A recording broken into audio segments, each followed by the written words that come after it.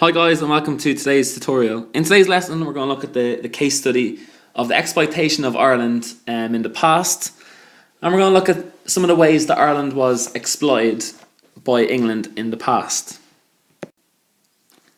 So we're going to look at some of the ways in which Ireland was exploited in the past, and this is a case study that we need to look at for the junior certificate examination.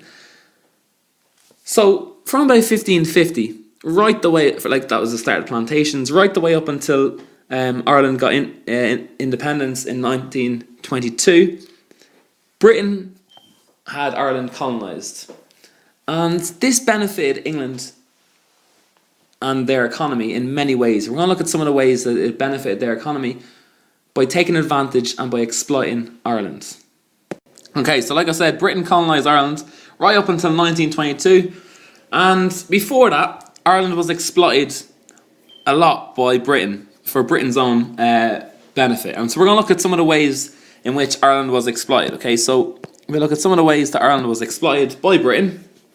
And the first one we look at, we can say that Ireland's like forests were cut down.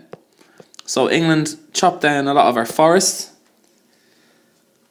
and they used the forest when they chopped it down. That supplied them with charcoal.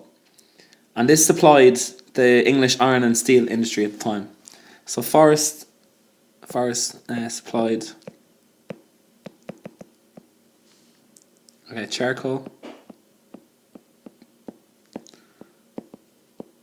for the iron and steel industry.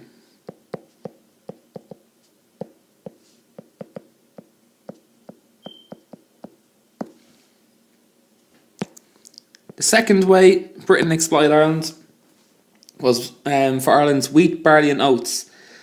So the wheat, barley and oats was taken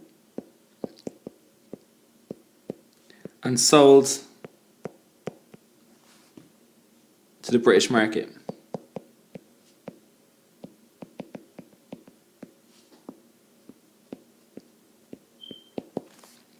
The third way that Ireland was exploited was because of our oak wood. So our oak wood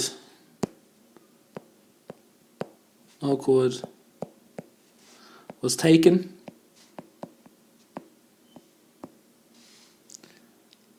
and used to build English ships.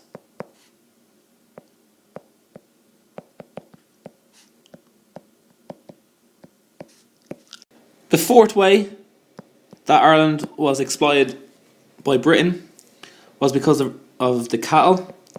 So live cattle was shipped to Britain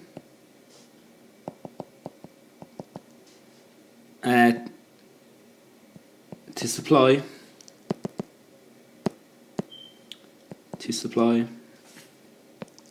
the British market.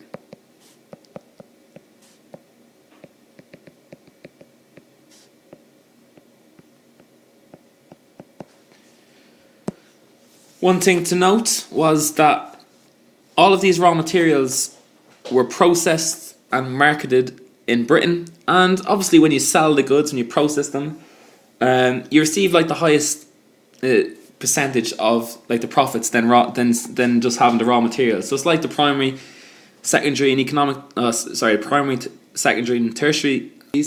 The tertiary sector receives far more of profits than the primary, so it's far better to be involved in the tertiary sector rather than being involved in the primary or secondary.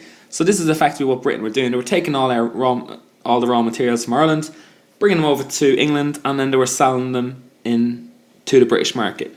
And this way Ireland was being exploited.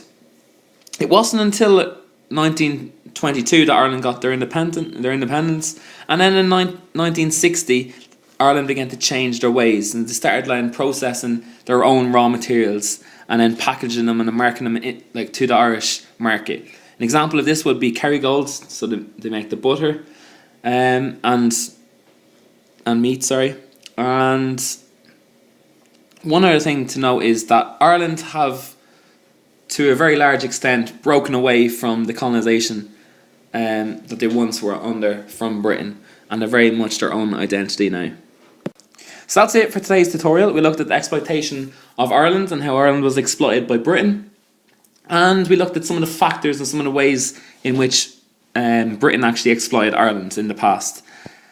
If you'd like some more videos, or if you learned something from this video, or if you enjoyed it, could you leave me some feedback? I really appreciate that. I love when I get feedback, because obviously that helps me to improve. It also motivates me to want to make more for you guys. And if you want to follow us on Twitter and Instagram, you can do that. You can do so at Exam Revision for You. Thanks, guys.